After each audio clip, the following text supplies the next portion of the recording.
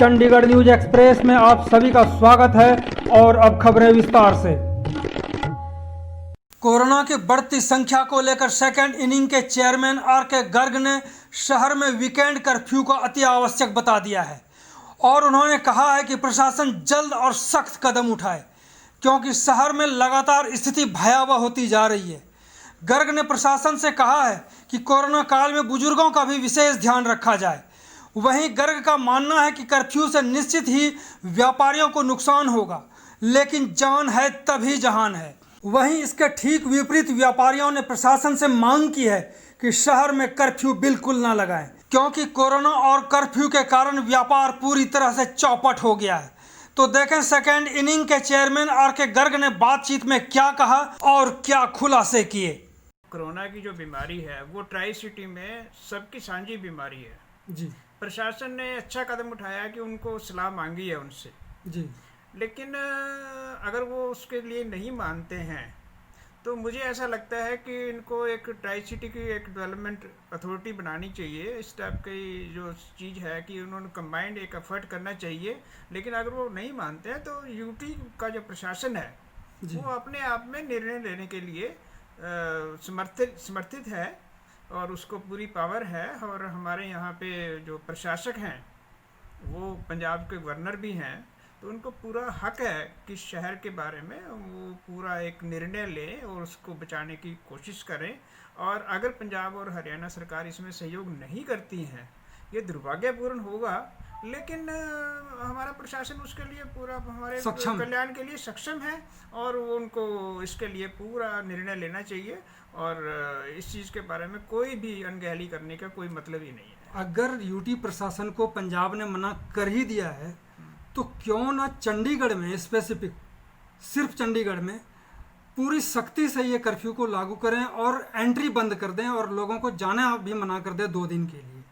क्यों नहीं ऐसा करते हैं वहाँ से मदद मिल लेने के बजाय? देखिए, चंडीगढ़ में जो केसेस बढ़ रहे हैं उसको रोकने के लिए चंडीगढ़ प्रशासन को कोई भी सख्त से सख्त निर्णय लेने का उसको पूरा अधिकार है और पब्लिक उसके साथ है और उनको लेना चाहिए।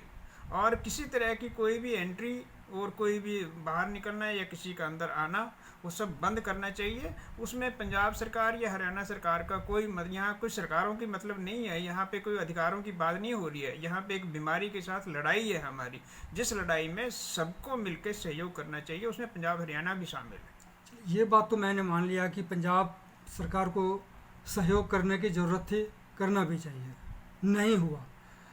अंत में काफ़ी लोग जो है ये चाहते हैं, जैसे व्यापारी लोग हैं वो नहीं चाहते कि यहाँ पे कर्फ्यू लागू हो, क्योंकि जो थोड़ा बहुत बिजनेस चल रहा है वो भी बंद हो जाएगा। ऐसी परिस्थिति में फिर प्रशासन की तो दुविधा बढ़ जाती है, फिर क्या करें? नहीं, व्यापारियों का भाइयों का जो भी कंसर्न है वो हम उस बात को मानते हैं अच्छी तरह से, लेकिन ये जो बीमारी है जब वो फैल रही है तो वो कोई भी व्यापारी या कोई भी व्यापारिक काम या कोई भी किसी चीज़ को वो नहीं देखेगी। और व्यापारियों को भी ठीक है, उनका जो काम है उनका जो व्यापार का जो संबंध है उनका वो है, कंसर्न है उनका, लेकिन यहाँ पे आके हमें ये देखना पड़ेगा कि कौन कौन सी एक्टिविटी ऐसी हैं जो ज़रूरी हैं, जिनके लिए कितना वक्त उनको चाहिए, कितने वक्त तक उनको खोल के रखना चाहिए। ये व्यापारियों के साथ मिलकर सरकार को ये जो हमारे प्रशासन है उसको ये फैसला करना चाहिए। और जितना कम हो सके, कुछ ऐसे व्यापार हैं जिनको सवेरे 10 बजे से लेकर रात के 8 बजे तक खोलने की ज़रूरत नहीं है, वहाँ पे ग्राहक नहीं जा रहा, तो इस तरह की चीज़ों को चिन्हित करना चाहिए और व्यापारियों के साथ मिलकर उनको सहयोग करके। और मुझे पूरा विश्वास है कि सभी व्यापारी इस बात में सरकार का पूरा सहयोग करेंगे। और हाँ ठीक है, उनका नुकसान है, नहीं, उनका तो ये मानना है कि वीकेंड में ही लोग बाहर निकलते हैं और ख़रीदारी होती है, जिस वजह से उनका व्यापार फिलहाल चल रहा है किसी तरह से। लेकिन वीकेंड में जो अगले वाला वीक आ रहा है वो चौथा वीक है, उस चौथे वीक में वैसे ही बहुत सारे प्रशासन के बहुत सारे दफ्तर, बहुत सारे बैंक सारे ही बंद होते हैं। अगर लोग ये सोचते हैं कि इनको उस वक्त में ही उनकी खरीदारी होती है तो कहीं ना कहीं उनको थोड़ा बहुत ये नुकसान तो सहन। यानी आपका ये कहना है कि सबसे पहले जान लोगों की पहले पहले हमें देखिए, जो भी ग्राहक है, अगर उनको कोई बीमारी फैलती है, उसमें व्यापारी भी इंसान है सारे के सारे। अगर उनको या किसी को भी अगर नुकसान होता है किसी किस्म का भी, उनको बीमारी फैलती है, वो हमारा सबका नुकसान है। हमें पहले अपनी जान बचानी है। और ठीक है, पहले जान बचाएं फिर व्यापार देखें। हाँ, जान बचाएं, व्यापार के साथ साथ अपनी। अच्छा, एक चीज़ और होती है, व्यापारियों का कंसर्न मैं अच्छी तरह से समझता हूँ, लेकिन उनको साथ में पूरी पूरी प्रिकॉशन रखनी पड़ेगी। अब देखने में ये आ रहा है कि व्यापारिक जो जितने भी संस्थान हैं जी, वहाँ पे बहुत सारी जगह पे सोशल डिस्टेंसिंग का या मास्क लगाने का वो नहीं माना जाता, और व्यापारी भी आगे कुछ नहीं कर सकते, क्योंकि वो सबके साथ लड़ नहीं सकते अपने ग्राहकों को। प्रशासन को क्या इसमें कदम उठाना चाहिए? देखिए, इसके अंदर दो चीज़ें ज़्यादा अहम हैं। पुलिस डिपार्टमेंट ने बड़ा अच्छा काम किया लॉकडाउन के टाइम में। उन्होंने बुजुर्गों के साथ कांटेक्ट किया, उनके पास सामान पहुंचाया, उनसे बातचीत करी। लेकिन जो सामाजिक कल्याण विभाग, सोशल वेलफेयर डिपार्टमेंट जो है हमारा, उनको भी आगे आना चाहिए। एक social welfare senior citizen welfare committee भी बनी हुई है, उसके मेंबर्स हमारे काफ़ी सारे अच्छे मेंबर हैं उसके। उनको आगे आना चाहिए, और इस तरह का जब भी कोई काम ऐसा होता है, दुर्भाग्यपूर्ण घटना होती है, उस कमेटी को इसके आगे जाके प्रोएक्टिव अप्रोच लेके उस मामले की पूरी तह तक जाना चाहिए उनको। जो और सेकेंड जब तक वो तह तक नहीं जाएंगे, पुलिस डिपार्टमेंट अपना काम करता है, इन्वेस्टिगेशन करता है, लेकिन वेलफेयर डिपार्टमेंट उनकी तह तक जाके उनकी सामाजिक जो समस्याएं हैं, उनकी जो लोनलीनेस की जो समस्याएं हैं, उनका जो डिप्रेशन है, उसके बारे में बात करनी चाहिए, काम करना चाहिए। अच्छा, एक वार रूम में रोज मीटिंग होती है, काफ़ी दिशा निर्देश जारी किए जाते हैं वहाँ पे, फिर भी लोगों पर उसका असर नहीं पड़ता और लोगों में जागरूकता नहीं आती है, जिस वजह से कोरोना की संख्या जो बढ़ रही है वो एक बहुत बड़ा कारण माना जाता है। देखिए, चंडीगढ़ शायद देश का पहला ऐसा शहर है जहां पे मास्क लगाना जरूरी किया गया था, जी, लेकिन वो आदेश कुछ कागजों में ही रहा। और जब ये अब केस बढ़ने लगे हैं, हमने प्रशासन से रिक्वेस्ट किया कई बार कि सोशल डिस्टेंसिंग और मास्क को कंपलसरी करके उसके ऊपर चालान वगैरह किए जाएं। हो रहा अब है ये तो हो। अब उन्होंने चालान वगैरह करने शुरू किए हैं, जी, लेकिन अकेली पुलिस की मुस्तैदी से काम नहीं चलता। और जो वार रूम में जितने भी फैसले लिए जाते हैं, उनको धरातल पर आके लागू करना चाहिए, तब जाके होगा। और लेकिन उसके लिए लोगों का सहयोग बहुत ज़्यादा जरूरी है। जो RWA हैं, जो सीनियर सिटीजन एसोसिएशन हैं, और बहुत सारे गणमान्य लोग हैं जो चंडीगढ़ के, उन सबका सहयोग सकते RWA वाले तो कहते हैं कि हम लोगों से कभी सहयोग मांगा ही नहीं गया, नहीं, हम मांगना लोगों को चाहिए। शामिल किया जाना चाहिए नहीं, था। उनको मांगना। RWA एक हमारी बड़ी अच्छी संस्था है चंडीगढ़ में, हर एक सेक्टर में ये है संस्था, और उनके मेंबर्स हैं, उनके कंसर्न है आपस में। अगर उनका सहयोग लिया जाए तो उसका अच्छा असर पड़ेगा, फायदा मिल सकता है। अच्छा असर पड़ेगा, उसका बहुत फायदा मिल सकता है।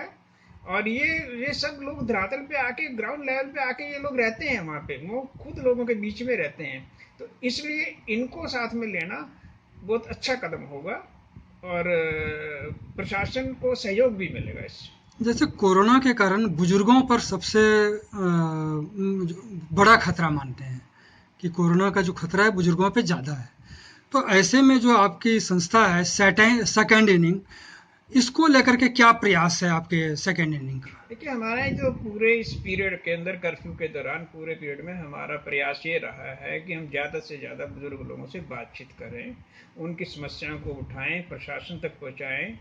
और अगर उनकी खुद समस्या कोई ऐसी हम बात कर सकते हैं, क्योंकि जो बुजुर्गों की जो समस्या है, दो तरह की समस्या हो सकती है। एक तो उनको किसी चीज़ की ज़रूरत हो, जी, जो कि पुलिस ने बड़ी अच्छी तरह से पूरी की है, हम लोगों ने बड़ा सहयोग करने की कोशिश करी है। दूसरी बात यह है कि उनको अकेलापन होता है।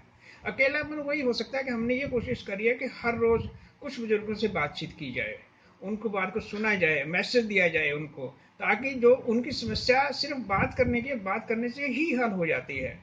तो हमने सबसे बड़ा सहयोग यही किया है इस काम में पूरा, कि उनका जो अकेलापन है जी, उसको दूर, उसका साथ, उसका बांटे, उसके दुख सुख को हम बांटें, अकेलापन को दूर करें। अकेलापन को उनको दूर करें। और उनकी समस्याओं को सुने। और बुजुर्गों को कुछ कोई- नहीं चाहिए, उनको सिर्फ सहयोग चाहिए। उनको कोई बातचीत- आंकड़ा आपके सेकंड इनिंग के पास कि शहर में कितने बुजुर्ग हैं जो सहयोग के लायक हैं, नहीं, उनके हमें- परिवार के हमें- सदस्य उनके साथ हमें- नहीं हैं? हमारे ये लगता है कि हमारे यहाँ पे बुजुर्ग तो बहुत ज्यादा है चंडीगढ़ में, जी। लेकिन कुछ 800 के करीब ऐसे बुजुर्ग हैं जिनको सहयोग की बहुत जरूरत। सारा सहयोग की जरूरत होती है। वो या तो अकेले रहते हैं, या अपने बच्चों के साथ नहीं रहते हैं, या वो अकेले अकेले बुजुर्ग हैं। तो इस तरह के 800 के करीब लोग होंगे। और पुलिस ऐसी कोई योजना आपके सेकंड इनिंग के पास जो कि प्रशासन को आप बता सकें कि ये बुजुर्ग हैं और यहाँ रहते हैं और इनको इसकी जरूरत है, तो टाइम टू टाइम इनसे संपर्क किया जा सकता है और मदद दी जा सकती प्रशासन को हमने कर्फ्यू के टाइम में सारी लिस्टें प्रोवाइड की थी, जी। सारी बातचीत प्रोवाइड की थी, और हमने भी जो जो बुजुर्ग की कोई बात आई है वो हमने प्रशासन के पास पहुंचाई थी। और प्रशासन ने उस वक्त में, पुलिस ने इस वक्त में बड़ा सहयोग किया है, और उन्होंने बुजुर्गों के पास जाके उनको सामान सप्लाई किया है, उनसे बातचीत करी है, जिसने जो समस्या बताई है उसको समस्या का हल करने की कोशिश करी है। लेकिन अब ये लॉकडाउन जब खत्म हो गया है, उसके बाद सारा कुछ खुल गया है, सारा कुछ, तो अब समस्या ये आ रही है कि जो बुजुर्ग हैं उनको बाहर निकलने की हिदायत नहीं दी जाती। उनको कहा जाता है कि अब ज़्यादा से ज़्यादा अंदर रहिए। अब भी उन लोगों को बातचीत करने के लिए, उनको काउंसलिंग करने के लिए, उनका दुख सुख को सुनने के लिए ज़रूरत है। और मैं ये प्रार्थना करूँगा कि सोशल वेलफेयर डिपार्टमेंट और उनके जो वर्कर्स हैं, जी। हम लोगों से सहयोग करें और इस चीज़ को, समस्या की तरफ ध्यान रखें, तो उससे बहुत सारे जो सीनियर सिटीजन्स हैं उनकी समस्याओं का हल जरूर निकलेगा। तो ये थे सेकंड इनिंग के chairman R K. Garg. Chandigarh news express के साथ बने रहने के लिए आप सभी का बहुत बहुत धन्यवाद।